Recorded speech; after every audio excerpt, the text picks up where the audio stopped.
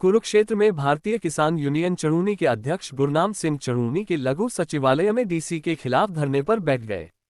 उन्होंने डीसी पर वादा खिलाफी और बदसलूकी का आरोप लगाया है। चढ़ूनी का कहना है कि जब तक डीसी माफी नहीं मांगती या उनका तबादला नहीं होता तब तक धरना जारी रहेगा। चढ़ूनी ने बताया कि साल 2014 में NH 152 के निर्माण के लिए कुरुक्षेत्र के 11 गांवों की जमीन अधिग्रहित की गई थी। नए भूमि अधिग्रहण कानून के तहत किसानों को 100% हर्जाना और ब्याज मिलना था। अंबाला जिले के किसानों को पूरा मुआवजा मिल चुका है, लेकिन कुरुक्षेत्र के किसानों को अब तक केवल 30% राशि दी गई है।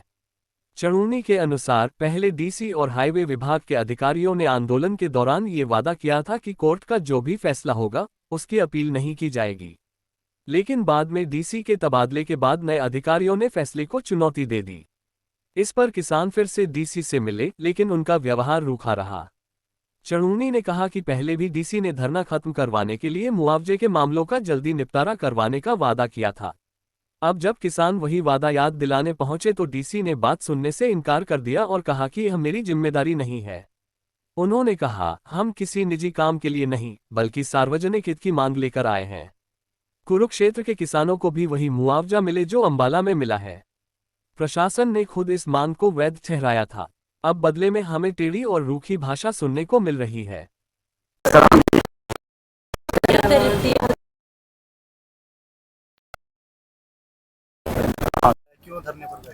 देखिए, मामला ये है कि जो पेहेवा रोड है, पेहेवा से अम्बाला, उसका मुआवजा जो है वो 30% सिल्यूशियम दिया है, और जबकि वो 70% सिल्यूशियम बनता था, अम्बाला जिला में दे दिया, कुरुक्षेत्र जिला में नहीं दिया।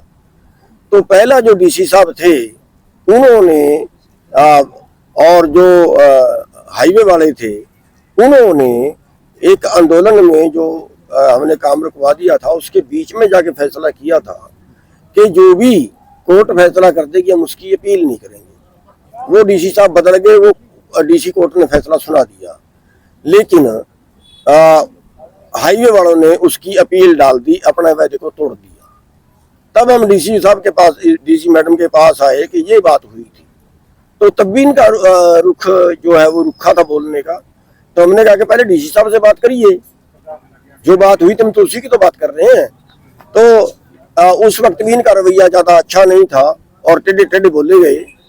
तो हमने यहाँ पे धरना शुरू कर दिया, और फिर उस धरने में इस मैडम ने बीच में आके ये कहा कि जो केस लगे हैं उनको हम जल्दी निपटवा देंगे, और ठीक उनके फैसले होंगे, उनको हम जल्दी निपटवा देंगे, और आप ये धरना समाप्त कर दें। हमने वो धरना समाप्त कर दिया। अब उन केसों की तारीख कल में लगी है, तो हम मैडम को ये कहने आए थे कि मैडम जी कल में तारीख लगी है, याद करवाने आए थे कि उसमें थोड़ा जल्दी उनको निपटवा दो। लंबा टाइम, बहुत लंबा टाइम हो गया है, 10-12 साल हो गए हैं, और उनको अब निपटवा दो।